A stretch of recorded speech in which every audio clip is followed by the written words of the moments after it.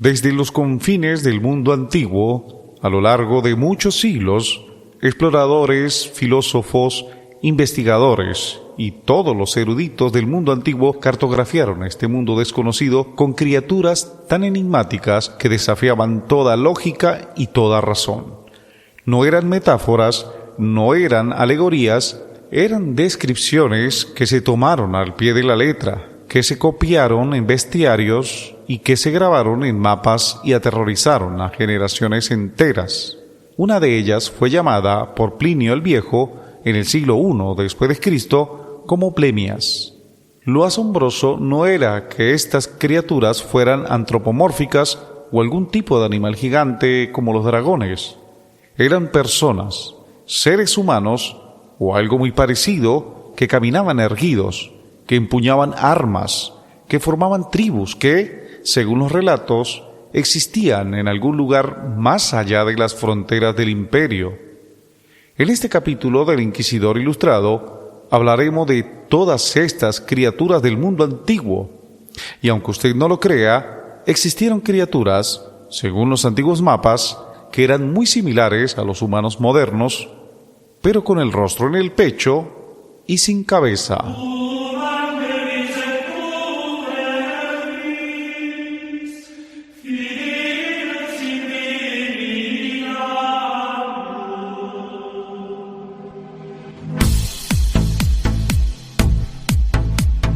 Plácido Gutiérrez presenta El Inquisidor Ilustrado.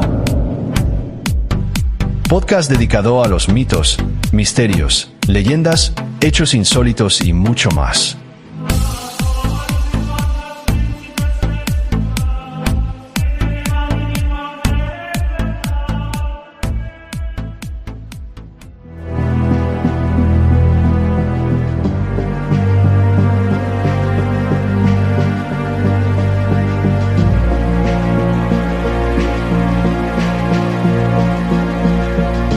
Hombres que respiraban, hablaban, veían y mordían con sus ojos y con su boca, incrustados en el torso, como si la naturaleza hubiera cometido un error, o quizás como si hubiera creado una versión alternativa de nosotros mismos. Pero los Blemias no estuvieron solo, habían muchas otras criaturas, y todos ellos compartían un mismo destino: habitar en los márgenes del mundo conocido, allí donde los mapas dejaban de ser precisos y comenzaban a hacer advertencias. Bienvenidos al Inquisidor Ilustrado. Hoy viajaremos a los confines de la Tierra.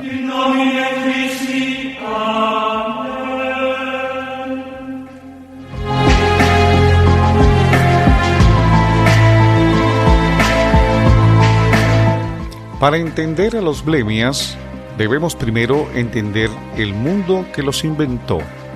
Corría el siglo I después de Cristo y el Imperio Romano estaba en su apogeo. Sus legiones habían conquistado Egipto y desde allí la mirada del conquistador se extendía hacia el sur, hacia el desierto de Nubia, hacia Etiopía, la Etiopía de los mitos, hacia el reino de Meroe y mucho más allá. Y fue allí, en este desierto infinito donde el Nilo se retuerce como una serpiente de barro, donde los soldados romanos comenzaron a traer historias de un pueblo que no se rendía, de guerreros que aparecían en medio de la tormenta de arena como espectros y que luchaban con una ferocidad que los legionarios no podían comprender, y que según juraban los que regresaban, estos seres no tenían cabeza. El primero en recopilar estas historias de manera sistemática fue Plinio el Viejo en su monumental Historia Natural, publicada en el año 77 después de Cristo. Pero cuidado, Plinio no era un inventor de cuentos, era un enciclopedista, un hombre que dedicó su vida a compilar todo el saber de su tiempo. No inventaba, recopilaba, y lo que recopilaba eran relatos de los viajeros, de los mercaderes, de los soldados que habían estado allá. En el libro quinto de su obra encontramos la descripción que congelaría la sangre de cualquier lector romano. Los blemias se dice que no tienen cabeza, tienen la boca y los ojos en el pecho. ¿Se lo pueden imaginar? Un torso musculoso, bronceado por el sol del desierto, con dos ojos que miraban fijamente al enemigo desde la altura de los hombros. Una boca que se abría en el centro del esternón para lanzar gritos de guerra o para devorar la carne del vencido. Y arriba, donde debería estar la cabeza, nada. Un cuello que terminaba en un hombro desnudo, sin rostro, sin expresión. Una máquina de matar sin identidad. Esa imagen era aterradora. Y era tan real para los romanos como lo es para nosotros un tigre o un cocodrilo. No había razón para dudar. Si Plinio lo decía, si los soldados lo juraban, entonces era verdad. Pero nosotros, desde la distancia de los siglos, podemos hacer lo que ellos no pudieron: preguntarnos ¿qué vieron realmente? Y la respuesta es, queridos oyentes, es tan terrenal como fascinante. Los blemias existieron. Fueron un pueblo nómada en la región de Nubia, en el actual Sudán. Eran guerreros temibles, expertos en el combate en el desierto, y tenían una indumentaria que, vista desde lejos o en medio de una tormenta de arena, podía engañar a cualquier ojo. Un yelmo de mimbre que cubría la parte superior de la cabeza y el rostro. Un gran escudo ovalado que el guerrero levantaba hasta la altura de los ojos, cubriendo desde la nariz hasta las rodillas. Ahora imaginen un legionario romano, sudoroso, asustado, viendo esa figura acercarse entre la arena. El escudo oculta el rostro, el yelmo oculta la cabeza. Lo único que se ven son los brazos y el torso, las piernas que avanzan con determinación. Para su cerebro entrenado en el miedo, la conclusión era inevitable. Ese hombre no tiene cabeza, su cara está en el pecho. El mito nació de un error óptico, pero un error que se convirtió en verdad histórica. Durante más de 1000 años, los blemias poblaron los mapas de los bestiarios. Vivieron en los márgenes del mundo junto con otros seres igualmente extraordinarios, de los que hablaremos a continuación.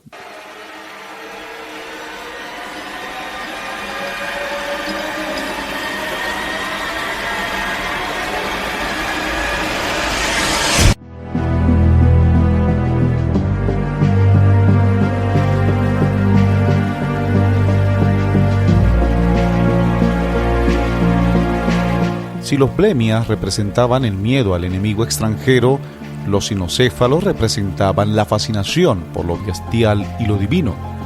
Su nombre en griego es claro: Kainos, que significa perro, y Kéfale, que significa cabeza. Eran hombres con cuerpo humano y cabeza de perro. No un hocico estilizado, no un disfraz, una cabeza auténtica de canino, con colmillos afilados, lengua colgante, y que en lugar de palabras articuladas emitían ladridos y gruñidos.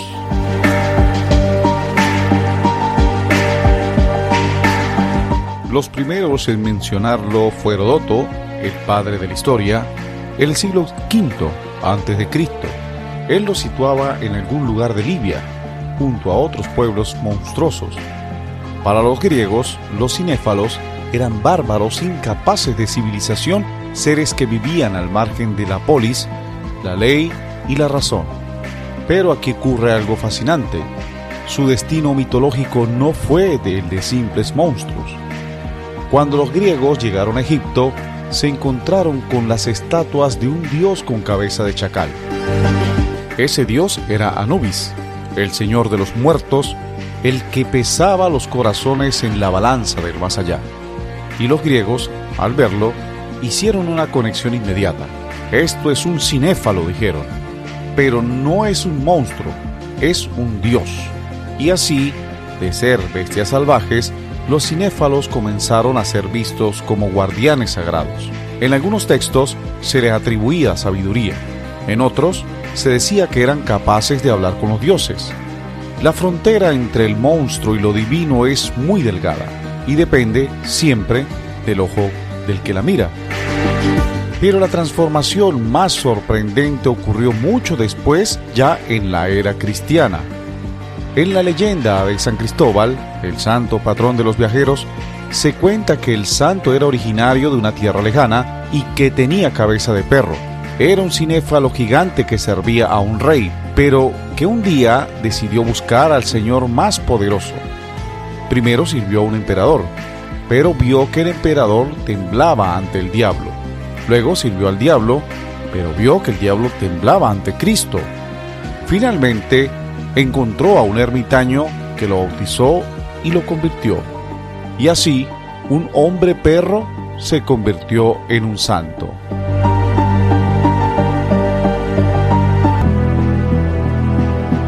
Imaginen el viaje de ser un gigante de los confines bárbaros, ser un monstruo para los griegos, a ser venerado en las iglesias de toda Europa. El cinocéfalo dejó de ser un monstruo para convertirse en un ejemplo de fe, y eso, queridos oyentes, nos enseña algo profundo. La línea que separa al monstruo del redimido es tan fina como el pergamino en el que se escribe la historia. Pero no todos los pueblos monstruosos tuvieron esa suerte. Algunos permanecieron en el territorio del asombro y la burla, como los Panoti.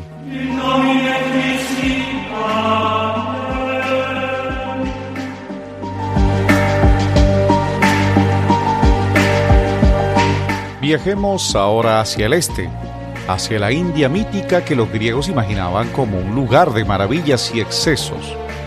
Allí, según Plinio y otros autores, habitaban los Panoti, y su característica era tan ridícula como inquietante.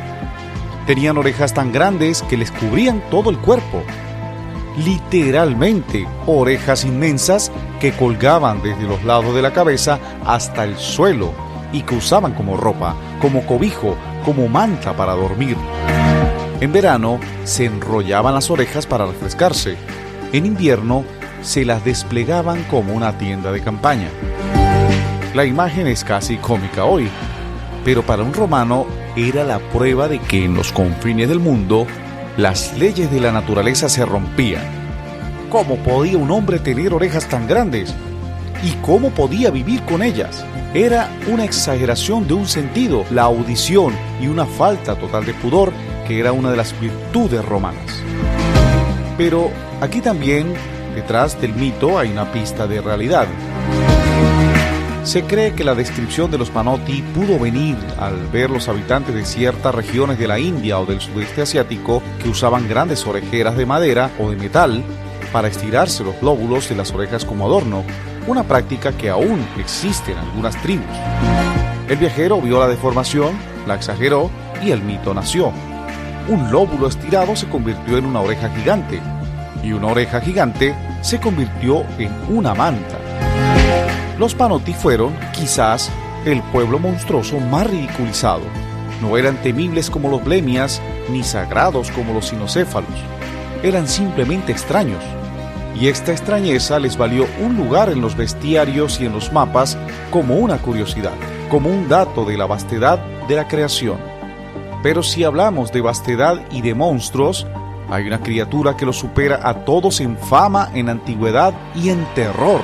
Una criatura que, aunque solía ser representada como un gigante solitario, también tuvo su versión como pueblo: los cíclopes.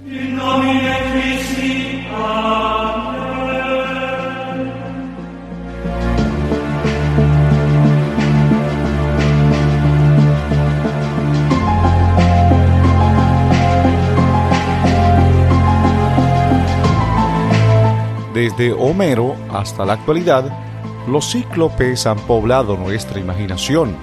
Un solo ojo en medio de la frente. Gigantes, comedores de hombres, pastores brutales que no conocen la ley ni la hospitalidad. Pero lo que muchos no saben es que Plinio también sitúa a los cíclopes en el norte de África como un pueblo, no como gigantes solitarios, sino como una tribu entera de seres con un solo ojo. ¿Y por qué un solo ojo? ¿Qué origen real puede tener un mito tan persistente? La respuesta, queridos oyentes, la dio la arqueología moderna miles de años después que Plinio escribiera sus palabras. En la isla del Mediterráneo, especialmente en Creta, los paleontólogos han encontrado cráneos fosilizados de una especie de elefante enano que vivió en la prehistoria. Estos elefantes del género Palaeoloxodon tenían una característica peculiar: un orificio nasal enorme y único en el centro del cráneo que servía para alojar la trompa. Pero para un pastor griego o un viajero romano que se encontrase el cráneo no había trompa ni elefante. Para ellos, este hueso era la cuenca de un ojo único, enorme, en medio de la frente. ¿Qué concluirían? Que este cráneo pertenecía a un gigante de un solo ojo. Y si encontraban varios cráneos, entonces no era un gigante solitario, sino un pueblo entero. Un pueblo de cíclopes. Así nació uno de los mitos más duraderos de la humanidad, de un hueso mal interpretado, de un fósil que los antiguos no podían explicar. El monstruo, una vez más, era la interpretación de un dato real filtrado por el miedo y la ignorancia.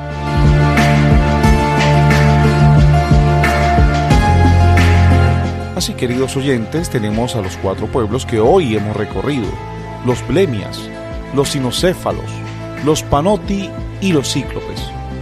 Todos ellos habitaron en los bordes del mapa. Todos ellos fueron descritos como reales y todos ellos, en algún punto, tuvieron un origen en algo que los viajeros realmente vieron, aunque no supieran interpretarlo. Ahora hagamos una pausa y preguntémonos algo fundamental, algo que todo inquisidor ilustrado debe preguntarse. ¿Por qué? ¿Por qué los griegos, los romanos y todos los eruditos del mundo antiguo dedicaron tanto esfuerzo a describir estos seres? ¿Por qué los dibujaron en sus mapas? ¿Por qué los copiaron en sus bestiarios? ¿Por qué los creyeron durante siglos? La respuesta, como casi todo en la historia, es compleja y tiene varias capas. La primera capa, la definición del humano. Para un griego, el ser humano se definía por la razón, la capacidad de hablar lenguaje articulado y la vida en comunidad dentro de la polis, la ciudad-estado. Los blemias, los cinocéfalos, los panoti y los cíclopes eran todo lo contrario. No tenían rostro, no tenían lenguaje, no tenían pudor, no tenían ley. Eran el espejo invertido de la civilización. Al describirlos, los griegos y los romanos se decían a sí mismos: nosotros no somos así, ellos son lo otro, nosotros somos humanos, ellos son monstruos. El monstruo sirve, siempre, para delimitar la norma. La segunda capa es la capa moral. Los confines del mundo no eran solo lugares físicos, sino también lugares morales. Colocar estos pueblos en los extremos de África, de Libia o de la India era una manera de decir que el orden romano, la ley romana, las costumbres romanas terminaban en las fronteras del imperio. Más allá reinaba el caos, lo impredecible, lo que no se puede controlar ni gobernar. El mapa del mundo era también un mapa de la moral. La tercera etapa, el asombro. No todo era miedo, no todo era control. Había también una fascinación genuina por la diversidad de la creación. El mundo antiguo creía que la naturaleza era infinita en su capacidad de generar formas. Si los dioses o Dios había hecho el mundo tan vasto y tan diverso, ¿y por qué no iba a crear hombres sin cabeza o con orejas inmensas? La maravilla era una forma de reverencia, un acto de humildad ante la grandeza de lo desconocido. Y la cuarta etapa, quizás la más importante, la advertencia. Los pueblos monstruosos eran también una advertencia. Si te adentrabas demasiado en el desierto, te encontrabas los blemias. Si navegas demasiado lejos, encontrarás a los cinocéfalos. Si ignoras los límites del mundo conocido, te encontrarás con lo que no deberías ver. Eran los guardianes del umbral, los centinelas del fin del mundo.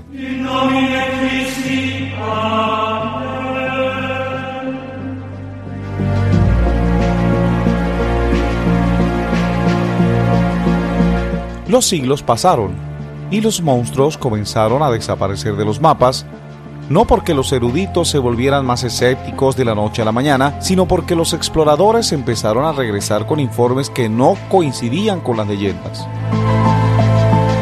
Los navegantes portugueses recorrieron la costa occidental de África, los misioneros llegaron al imperio mongol, los conquistadores cruzaron el Atlántico y encontraron un continente entero que no estaba en los mapas de Plinio.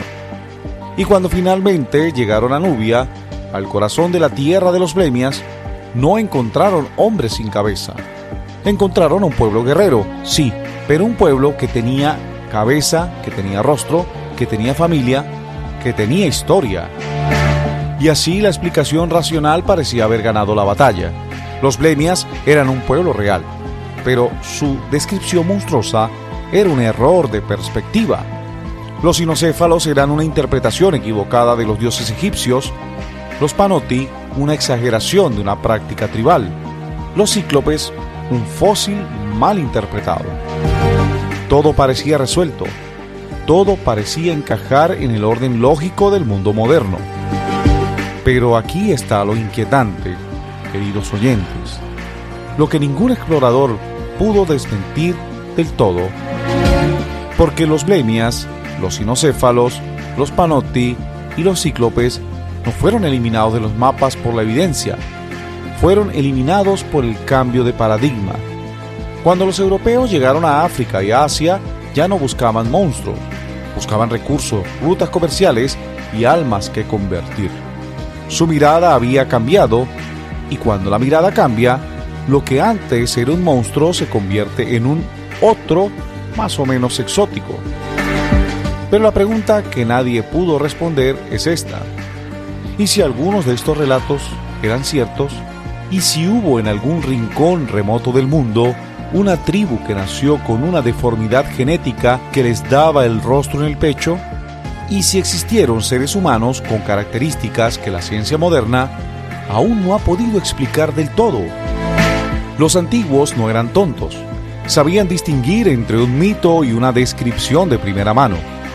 Y sin embargo, durante siglos creyeron. ¿Por qué? Porque los relatos llegaban de fuentes diferentes, de lugares distintos y coincidían en lo esencial. No era un único viajero alucinando, eran decenas, cientos de testigos que juraban haber visto lo mismo. Hoy la ciencia tiene una explicación para casi todo, pero hay relatos que se resisten a ser enterrados. Hay mapas antiguos que muestran a los Blemias en lugares muy concretos con coordenadas que no corresponden a ninguna tribu conocida. Hay crónicas medievales que insisten que los cinocéfalos existían y que incluso se podía comerciar con ellos. Y luego está el silencio. El hecho que, cuando los europeos llegaron a esos territorios, los pueblos que allí habitaban ya no eran los mismos. Las guerras, las enfermedades, el paso del tiempo, o quizá algo más. Quizá los monstruos se retiraron, quizás se escondieron, quizás nunca estuvieron donde lo buscaban. Los Blemias, los cinocéfalos, los panoti, los cíclopes no fueron completamente desmentidos, fueron desplazados, reubicados en la categoría de leyenda. Pero una leyenda, queridos oyentes, no es más que una historia que no hemos podido probar. Y la ausencia de una prueba no es una prueba de ausencia.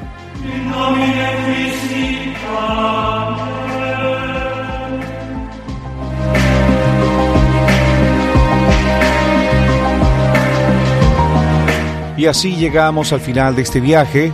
Hemos recorrido los confines del mundo antiguo, hemos visto a los hombres sin cabeza, a los hombres perro, a los hombres orejudos y a gigantes de un solo ojo. Hemos buscado explicaciones racionales y las hemos encontrado, en su mayoría. Pero el eco de estas criaturas no se ha desvanecido del todo, porque hay algo que debemos admitir, queridos oyentes, algo que el inquisidor ilustrado no puede ocultar. Los blemias, los cinocéfalos, los panotti, los cíclopes fueron dibujados en mapas durante siglos, no como advertencia, no como metáfora, sino como hechos. Hombres de ciencia de la talla de Plinio lo describieron con la misma precisión con que se describían los ríos, las montañas y las estrellas, y nadie en todo ese tiempo pudo demostrar que estaban equivocados. ¿Es posible que la realidad sea más extraña de lo que imaginamos? ¿Es posible que en algún lugar olvidado del mundo aún existan seres que desafían nuestra clasificación del humano? ¿O acaso los monstruos no necesitan existir físicamente para ser reales? Porque, después de todo, habitan en nuestros mapas, en nuestros libros, en nuestra imaginación. Y mientras los recordemos, mientras los nombremos, mientras los busquemos, seguirán vivos.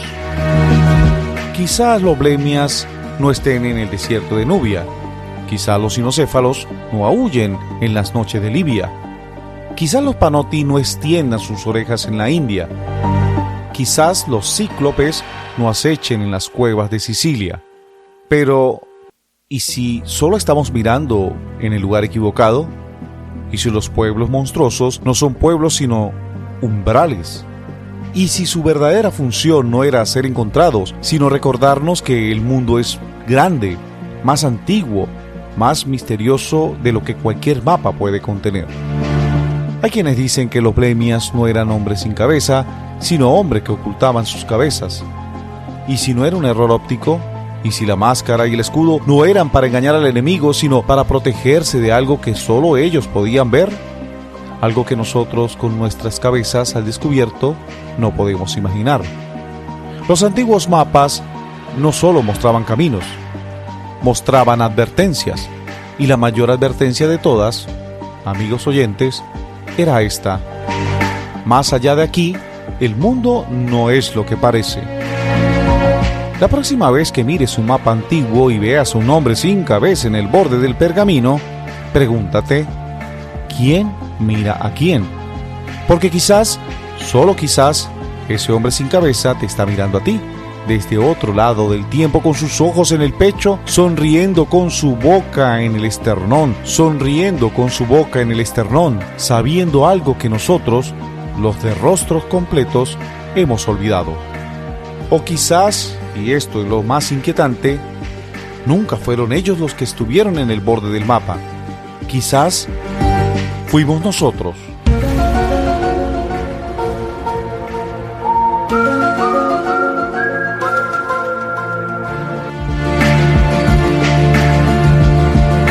El inquisidor ilustrado no da respuesta definitiva, solo abre puertas, y esta puerta, queridos oyentes, se cierra pero no se sella. Porque en el fondo, en el lugar más oscuro y olvidado del mundo, donde los mapas se desdibujan y la razón se desvanece, los blemias siguen ahí, caminando, mirando, esperando, sin cabeza.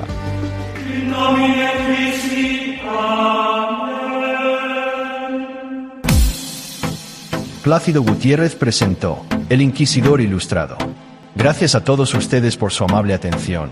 No olvides darle follow y así no perderte de nuestros episodios.